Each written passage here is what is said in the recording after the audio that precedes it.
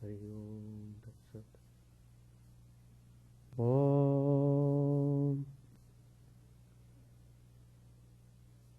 Stapakaya cha dharmasya sarvadharmaswarupine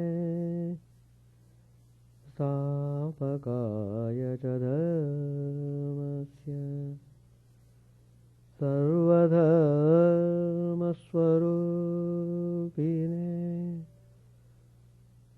Avatara Varishtaya Ramakrishna Yate Namaha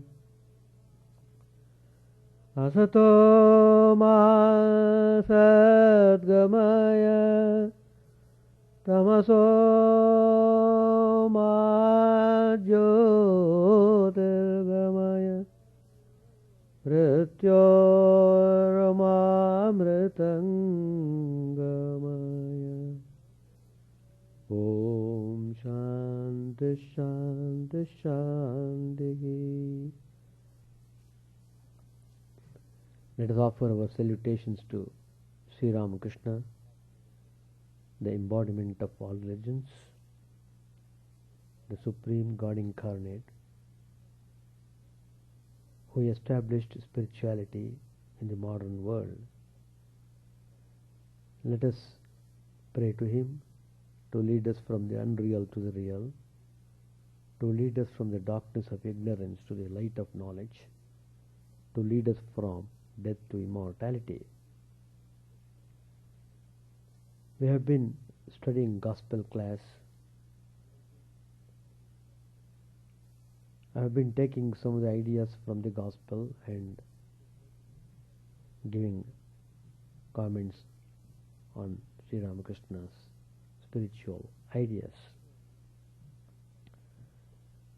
Today I want to speak on the topic Sri Ramakrishna, an exemplary of a bright and living faith.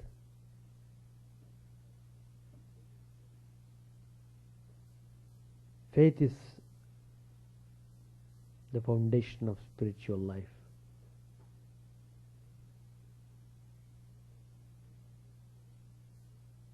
If a person is pure-hearted,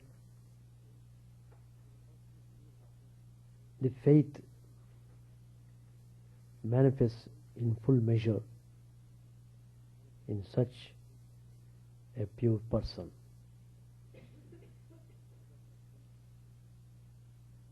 One should definitely set the goal. One should definitely believe there is divine power operating upon the whole universe. That initial faith is extremely important to begin spiritual life.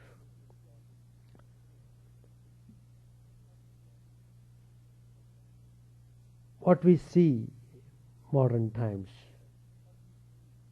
it's all well known to everyone.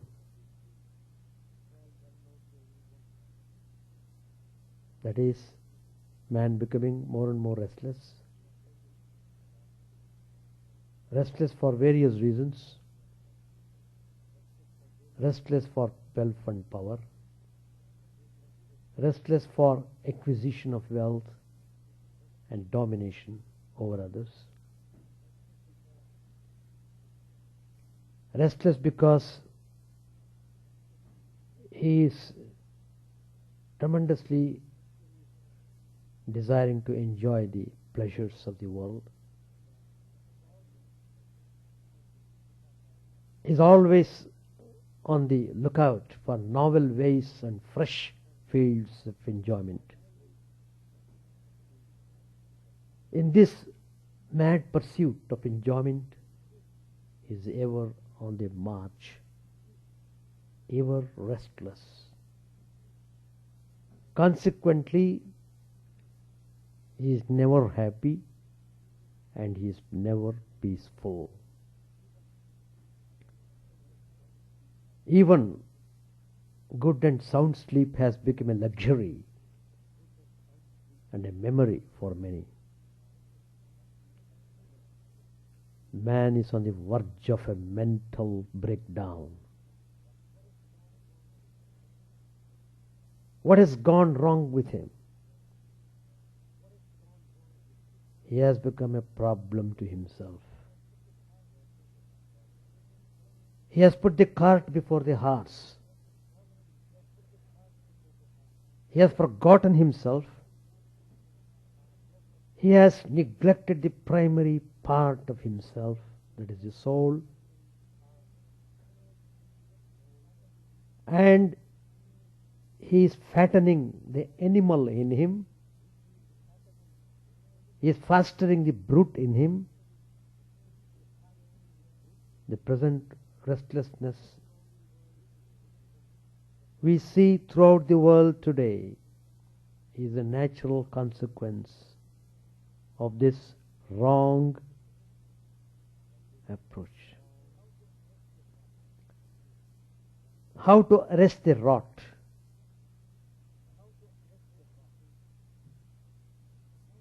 But people should know, first of all, that they are rotting. Well, day will come, each individual will have to think deeply and solve the problem himself. But there are ways to prevent this rotting. There are ways to get out of these problems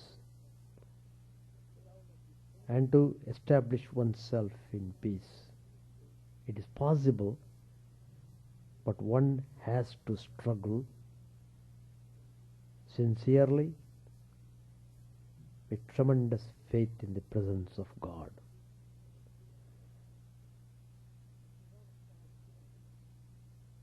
So Sri Ramakrishna has given a novel solution for this problem people facing nowadays. Sri Ramakrishna tells in the Gospel, attend to first things first. First comes God, and then the world. Realize God first, and then you will know all about His world. In the beginning itself, don't get entangled and involved in the worldly things and affairs, and get lost the priority for which the human life has been gifted by God. Narada Maharshi, a Brahmajnani, knower of Brahman, he instructed Valmiki before he became a rishi. He was a hunter, a dacoit, plundering the people walking in the streets. Somehow he was fortunate. One day he met Narada Maharshi. Maharshi was full of compassion. He immediately thought that this person must be transformed. He must give up all his sinful tendencies, get himself purified thoroughly, and realize God. And Maharshi was so kind to him. he took the responsibility of instructing this hunter. He just gave him some initial instructions and told him to repeat the word Mara. Ma means God and Ra means the world. First comes God and then the world. Again Sri Ramakrishna said, if you know one, you know all. If you put 50 zeros after a one, we have a large sum. But erase the one and nothing remains. It is the one that makes the many. First one, then many. First God, then his creatures and world. Again and again Sri Ramakrishna stresses this important point. The one thing you need is to realize God. Throughout the pages of Gospel, Sri Ramakrishna, in so many ways, pointing us to concentrate all our attention to realize God first. Come unto me, all ye that are heavy laden, beckons Jesus of Nazareth. He also gives us this assurance, seek ye the kingdom of God first, and everything else shall be added to you.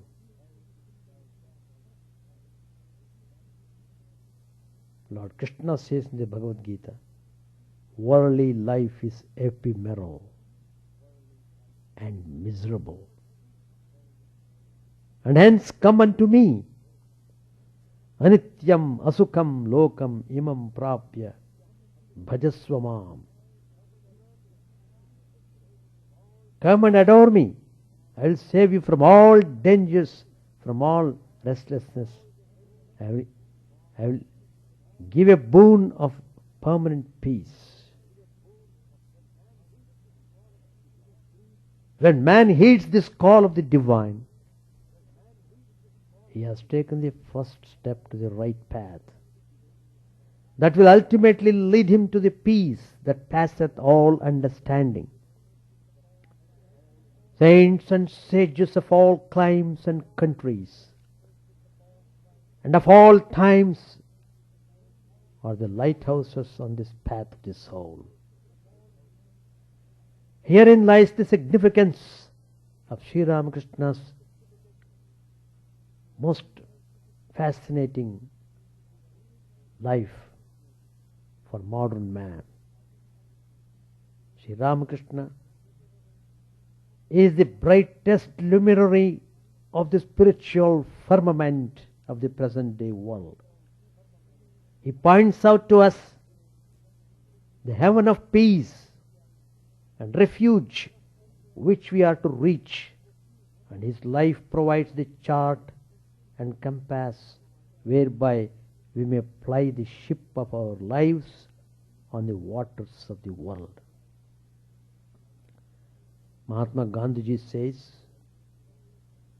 in his introduction to the life of Sri Ramakrishna, the story of Ramakrishna's life is a story of religion in practice.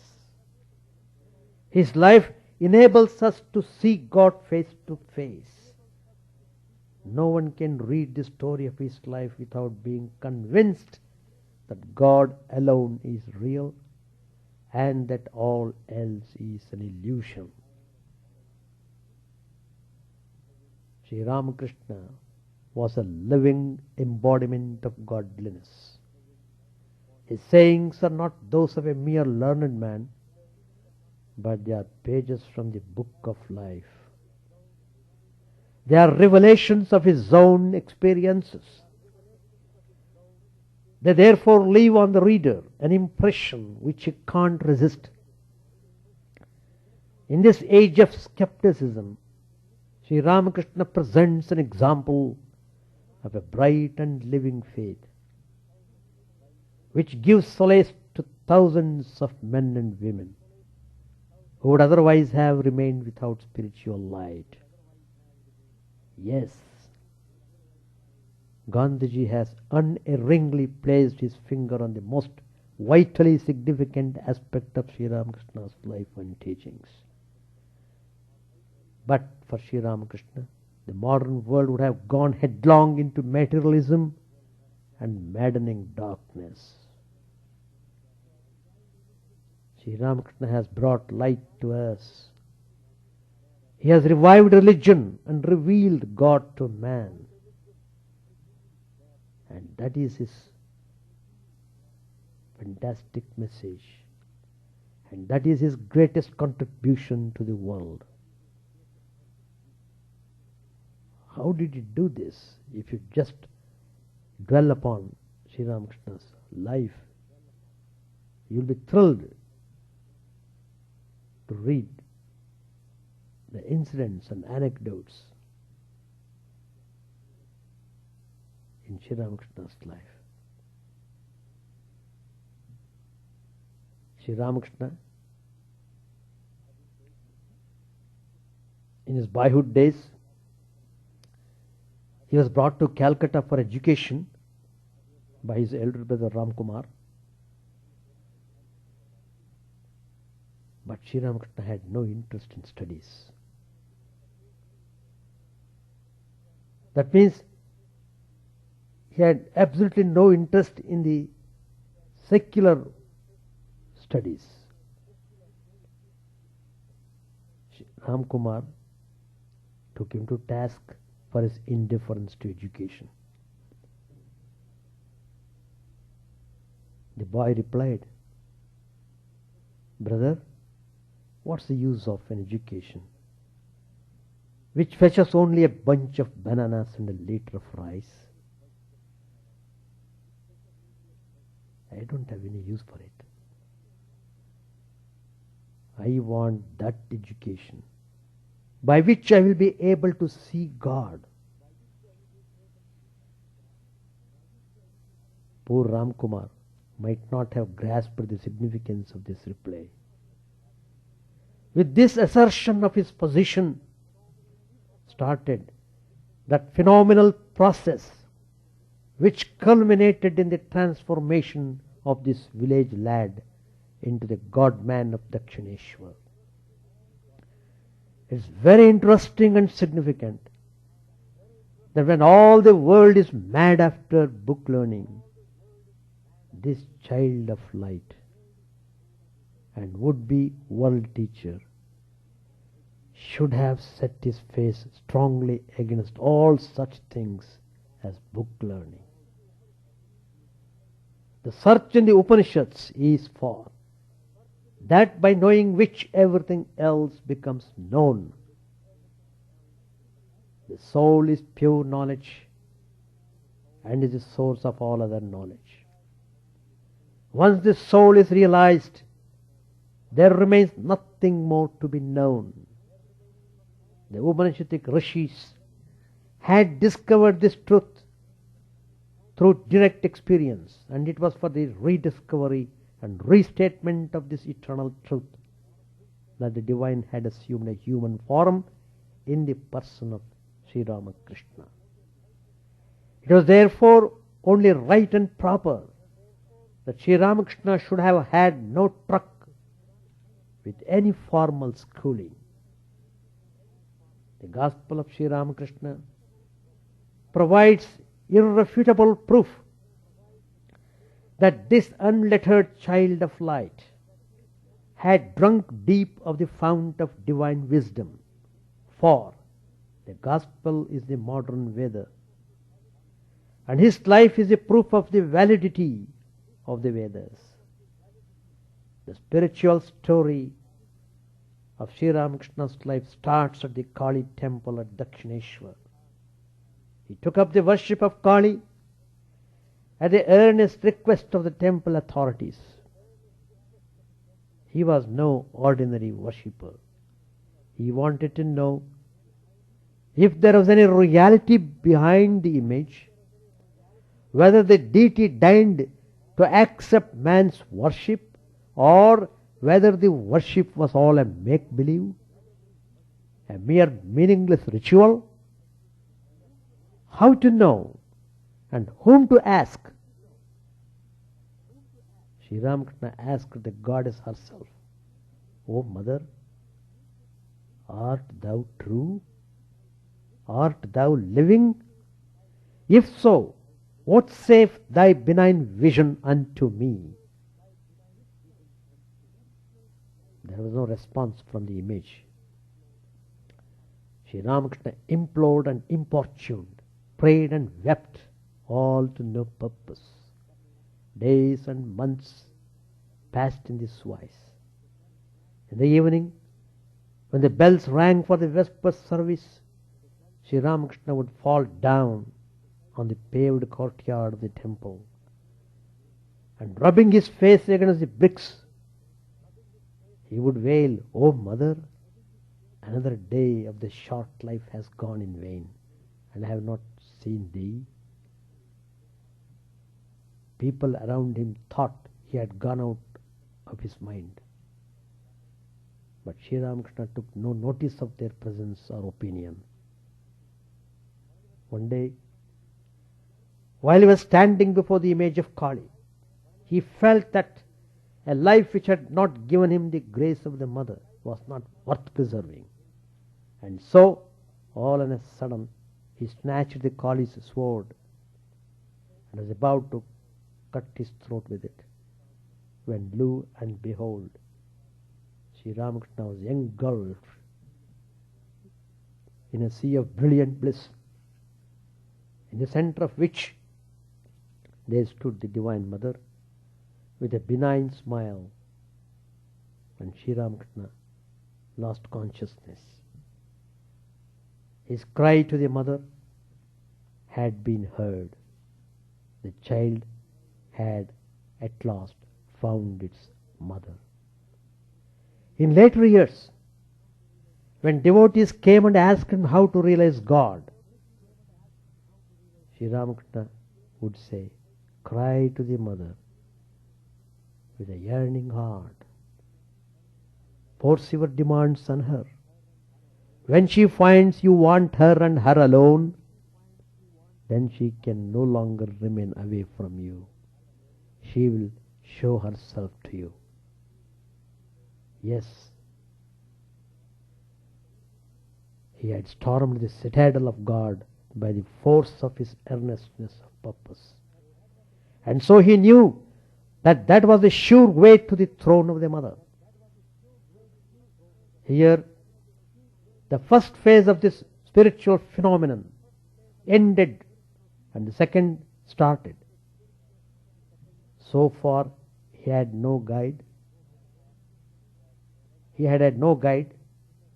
He had followed his own inner promptings and had reached the goal. He felt he should now compare his experience with that of others. This would serve a twofold purpose. One, he could assure himself that his experience was true and valid. Second, he could revalidate the scriptures. Bhavatu nishchaya dardya durdvam shastra rakshanam. It is incumbent upon a spiritual seeker that once he had reached the plenitude of perfection, he should verify his own experience in the light of the scriptural statements and thereby confirm their validity, says Sri Narada Maharshi. It devolved on Sri Ramakrishna in the modern age to verify the ancient scriptures and proclaim their infallible authority. For modern man needed a new testimony to the ancient values. An ascetic Brahmin lady of rare spiritual attainments, an adept in devotional and tantric practices and precepts, arrived on the scene at this juncture. Sri Ramakrishna was happy to meet her and told her all about his spiritual strivings and experiences. She immediately discerned in him a rare revelation of divine grace. After observing closely all the symptoms, physical, psychical and spiritual, in Sri Ramakrishna, this Brahmin ascetic declared that Ramakrishna was not ailing from any malady, either mental or physical, but was verily in a high state of spiritual attainment. He was a brother to Sri Chaitanya in his spiritual eminence. She proclaimed before an assembly of Pandits well versed in the scriptural lore that Sri Ramakrishna was an avatar in incarnation, God in human form. And she proved her conclusion by quoting the Vaishnava scriptures in support. The assembled Pandits acclaimed her conclusion. The priest of Kali, who was considered mad, was overnight transformed into a god among men. Sri Ramakrishna learnt from her all the disciplines of the Vaishnava and Tantric schools. Shortly after, there came to Dakshineshwar a wandering monk of the monastic persuasion, Totapuri by name. He found in Sri Ramakrishna a fit receptacle for the Dvaitic message. Totapuri initiated Ramakrishna into sannyas and the transcendental experience of Nirvikalpa Samadhi. Sri Ramakrishna was by now fully conversant with all the paths and phases of the Hindu religion. Through each and every one of them, he had reached the highest peak of spiritual enlightenment.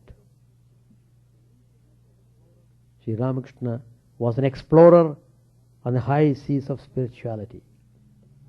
He was not content with experiencing only the Hindu modes of approach to the divine. He wished to search for God through alien faiths as well. For his mission was for the world as a whole and not for India alone. Sri Ramakrishna has come to deliver the spiritual message of realizing God in this very life to the whole humanity. He is for the whole world. Just like the sun lights the whole universe, same way Sri Ramakrishna, he is the light of all people in the universe. So Sri Ramakrishna practiced various religions, Islam, Christianity, and all other faiths. And through each one of them, in an incredibly short time, Sri Ramakrishna reached the goal with these faiths, which these faiths promised to the faithful. To his surprise, Sri Ramakrishna found the ultimate experience, irrespective of the path he trod, was one and the same. He declared his discovery. The various religions are only varying paths to the same goal, viz. God. Jato mat tato pat. As many faiths, so many paths. This is a rediscovery of the Vedic dictum. Truth is one, the wise ones call it variously. Ekam sad vipra bahuda vadanti. The eternal religion was reborn in Sri Ramakrishna. As a result of this discovery, Sri Ramakrishna was beside himself with joy, and he was eager to share the joy with others. But who would receive? Who would understand? Sri Ramakrishna yearned for the coming to him of pure souls to whom he could transfer the treasures of the spiritual realm. He prayed and wept for them. His agony for the coming of future disciples was as acute as his pining for the vision of the mother had been in the days when he was engaged in sadhana. And slowly they started coming. Sri Ramakrishna used to say that when the lotus blossoms, the bees swarm to it to suck the honey. Even so, when a soul attains God, devotees gather round him in great numbers. And this verily happened in the case of Sri Ramakrishna. Many came, mostly elderly people. They spread the new gospel far and wide. Then young men started coming. Sri Ramakrishna was waiting for them. They were to be his torch bearers. They were to understand and appreciate him and dedicate themselves to the ideal. They came. They heard. They saw. They were charmed. And they surrendered unto him. From among a dozen of such dedicated disciples, Sri Ramakrishna chose one, Narendranath, the future Vivekananda, to be his standard bearer. Ramakrishna was the personification of the best of India's past. Narendranath was a product of the aggressive Western education. From this encounter of the East and the West, of the past and the present, was born Vivekananda, the architect of modern India and the Messiah of the modern world.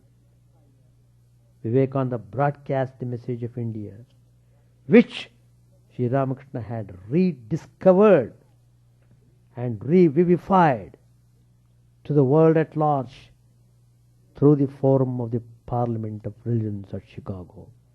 Since then, India's message of Advaita Vedanta has become the common property of humanity at large. That's how Sri Ramakrishna's world mission has been and is being fulfilled.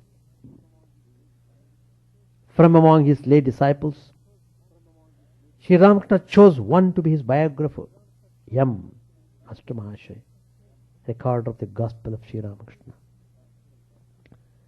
The Gospel writer was a gifted young man and a schoolmaster. It is to him that we owe the preservation of the priceless words of wisdom that incessantly flowed from the lips of this God-man of Dakshineshwar. And what a wonderful record it is!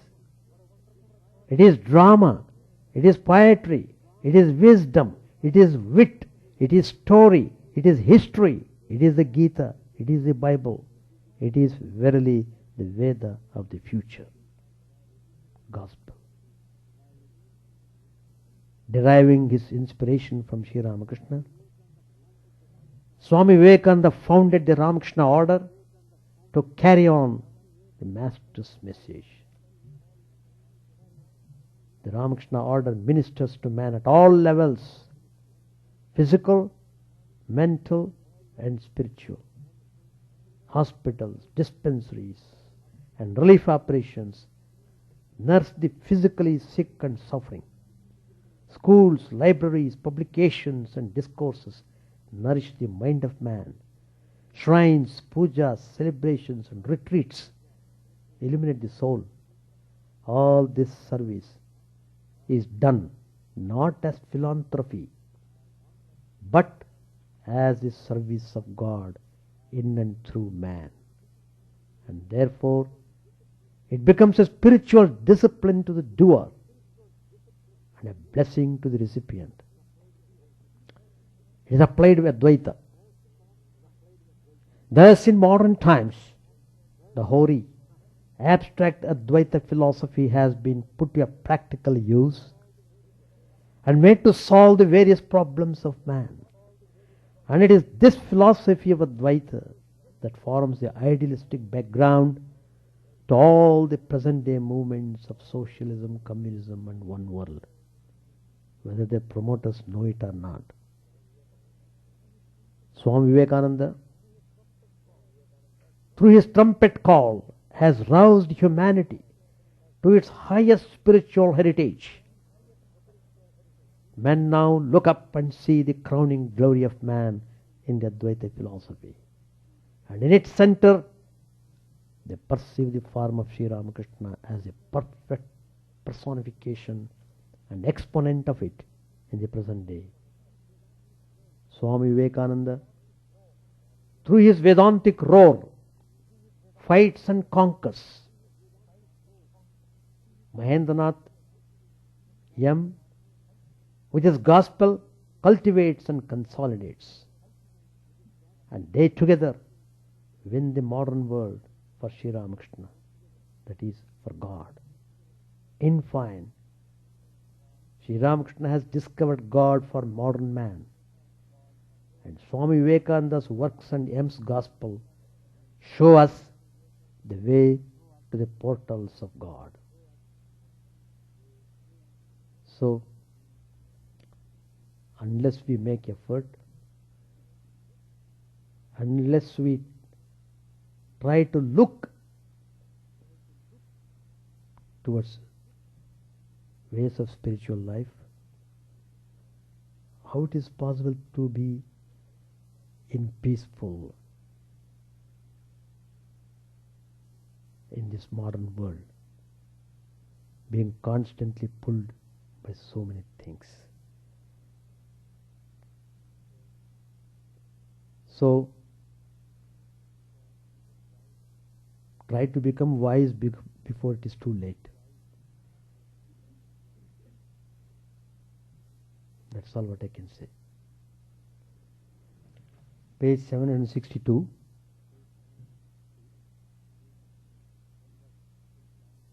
M was still fanning the master. Master said, "You may stop now. You have been fanning a long time."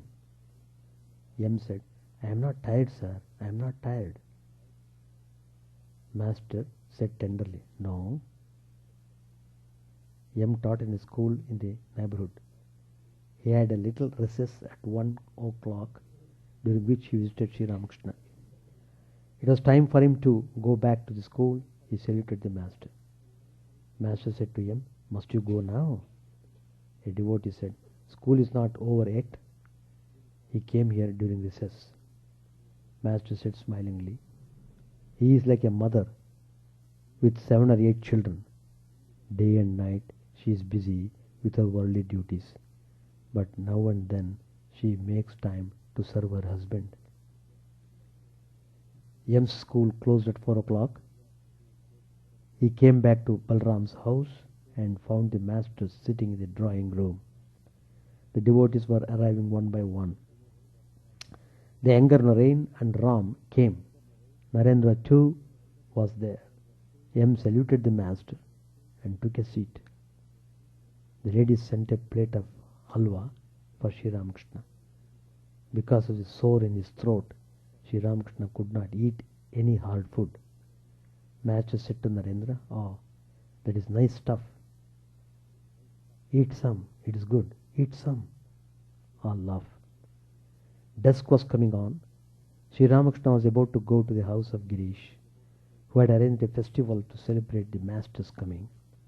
The master came down from the second floor of Balram's house with M and a few other devotees. Near the gate, he saw a beggar chanting the name of Rama, and he stood still. He fell into a meditative mood and remained standing a few minutes. He said to M, "He sings well." A devotee gave the beggar 4 paise. Sri Ramakrishna entered Bospara Lane. Laughing, he said to M, "What are these people saying?" "There comes Paramahamsa's battalion." "What these fools say?" All laugh. Sri Ramakrishna entered Girish's house. The latter had invited a large number of devotees to join the festival. Many of them were present. They all stood up to receive the master, who, smiling, took his seat. The devotees sat around him.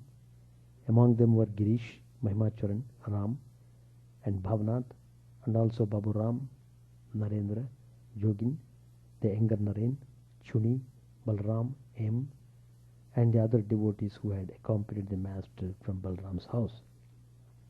Master said to Mahimacharan, I said to Girish about you, there is one very deep. You are only knee deep. Now you must help me. Check up on what I said. I want to see you two argue. I want to see you two argue. But don't compromise or laugh. Girish and Mahimacharan started the discussion. Soon Ram said, let them stop. Let us have some kirtan. Master said to Ram, no. This has a greater deal of meaning. This has a great deal of meaning. They are Englishmen. I want to hear what they say. Mahimacharan contended that all could become Krishna by means of sadhana. Girish said that Sri Krishna was an incarnation of God. However much a man practiced sadhana, he could never be an incarnation. Mahima said, do you know what I mean? Let me give an illustration. The bell tree can become a mango tree if only the obstructions are removed. It can be done by the practice of yoga. Girish said, you may say whatever you like, but it cannot be done either by the practice of yoga or by anything else. Only a Krishna can become Krishna. If anybody has all the attributes of another person, Radha for instance, then he is none other than that person, Radha herself. If I see in a person all the attributes of Krishna, then I shall conclude that I am seeing Krishna himself. Mahimacharan could not argue well. At last he had to accept Girish's view. Mahima said to Girish, yes sir, both views are right. God has willed the path of knowledge. He has also willed the path of bhakti. Pointing to Sri Ramakrishna, as he says, by different paths people ultimately reach one and the same goal. Master aside to Mahima, you see, what I said was right, wasn't it? Mahima said, yes sir, as you say, both paths are right. Master pointing to Girish, haven't you noticed how deep his faith is? He forgot to eat his refreshments. Like a dog, he would have torn your throat if you had not accepted his view. But we have enjoyed the discussion. You two have known each other, and I myself have learnt many things. The musician arrived with his party and sat in the middle of the room. He was waiting for a sign from Sri Ramakrishna to begin the kirtan. The master gave his permission. Ram said to the master, please tell them what to sing. Master said, what shall I suggest? After a little reflection he said, well, let them sing the prelude to the union of Radha and Krishna. The musician sang, my Gora, my treasure, the jewel among men, weeps as he chants Sri Radha's name, and rolls on the ground with fervent love. He chants her name again and again. The tears stream from his love-filled eyes. Once more he rolls upon the ground. As chanting her name, he faints away. The hair on his body stands on end. His tongue can lisp but a single word. Says Basu, the author of the song. Why is Gora so restless? The kirtan continued. Radha had met Krishna on the bank of the Jamuna under the Kadamba tree. Her companions describe her physical and mental condition. 100 times each hour, in and out of the room she goes, restless, breathing hard. She looks toward the Kadamba grove. Is she afraid of the elders? Has she being possessed by a ghost, filled with restlessness. She can't keep her dress arranged. Her jewels have fallen off. We shall stop here. Now question answer session begins.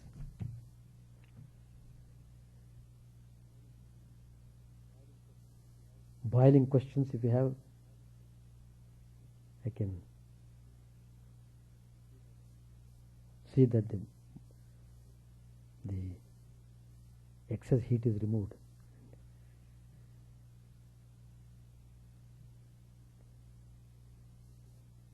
Coming to Sri Ramakrishna means taking spiritual path. Taking Sri Ramakrishna's name means taking God's name. Follow Sri Ramakrishna's teachings mean practicing spiritual disciplines. Everything is given. So, if you do like that, even this present modern world itself becomes a place of heavenly joy. It is true that lot of violence and crime, hatred is going on throughout the world. One major reason for all this problem is exploding population. So, storm of violence, hatred. Storm, big storm, is devouring the whole world. So many people had to die. No way.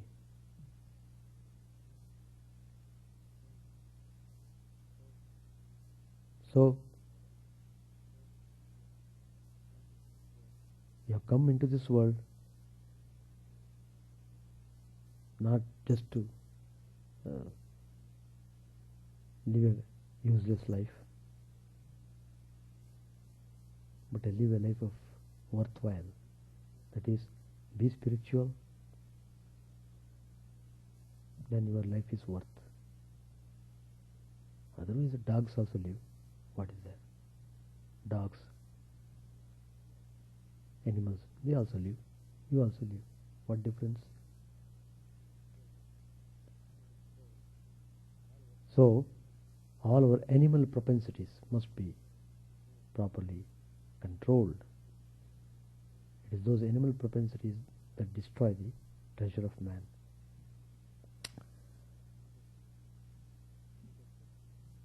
Any question? Elena? Very good. All your questions are answered by me. That's wonderful. Aninja Sen, Anjali Devi, Partha, Dallas.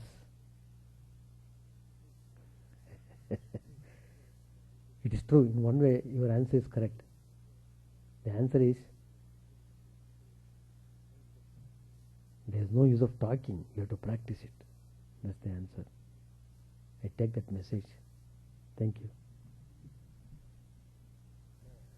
Chant the name of the Lord and His glory unceasingly, that the mirror of the heart may be wiped clean and quench that mighty forest fire, worldly lust raging furiously within. Our name streamed down in moonlight on the lotus heart, opening its cup to knowledge of thyself. O self, drowned deep in the waves of His bliss, tasting His nectar at every step, bathing in His name, that bath for weary souls. Various are thy names, O Lord. In each and every name thy power resides. No times are set, no rites are needful for chanting of thy name. So vast is thy mercy, how huge then is my wretchedness, who find in this empty life and heart no devotion to thy name. O my mind, be humbler than a blade of grass, Be patient and forbearing like a tree. Take no honor to thyself, give honor to all. Chant unceasingly the name of the Lord. O Lord and soul of the universe, mine is no prayer for wealth or retinue, the playthings of lust or the toys of fame. As many times as I may be reborn, grant me, O Lord, a steadfast love for Thee. A drowning man in this world's fearful ocean is Thy servant, O sweet one. In Thy mercy, consider him as dust beneath Thy feet. Oh, how I long for the day when an instant's separation from Thee, O Lord, will be 1,000 years, when my heart burns away with its desire, and the world without Thee is a heartless void. Prostrate at Thy feet let me be, in unwavering devotion, neither imploring the embrace of Thine arms, nor bewailing the withdrawal of Thy presence, though it tears my soul asunder. O Thou who stillest the hearts of Thy devotees, do with me what Thou wilt, for Thou art my heart's beloved, Thou and Thou alone. O Lord, lead us from the unreal to the real, lead us from darkness to light, and lead us from death to immortality. May all be free from dangers, may all realize what is good, may all be actuated by noble thoughts, may all rejoice everywhere, may all be happy, may all be free from disease, may all realize what is good, may none be subject to misery. May the wicked become virtuous, may the virtuous reign tranquility, may the tranquil be free from bonds, may the freed make others free. May good betide all people, may the sovereign righteously rule the earth, may all beings ever attain what is good, may the worlds be prosperous and happy, may the clouds pour rain in time, may the earth be blessed with crops, may all countries be freed from calamity, may holy men live without fear. May Lord, destroyer of sins, the presiding deity of all sacred works, be satisfied. For He being pleased, the whole universe becomes pleased. He being satisfied, the whole universe feels satisfied.